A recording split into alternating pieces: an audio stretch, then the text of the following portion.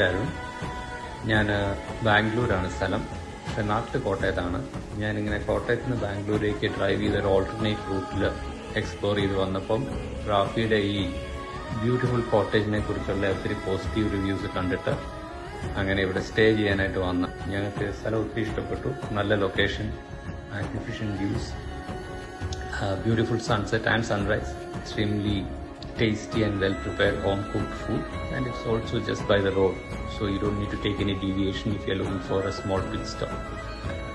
So all the best to Rafi, and very happy to see the flawless way in which he manages the property. So all the very best to him and his team. Thank you. ആനത്തെ കാത്തതാണ് നീക്കും കൂൾക്കും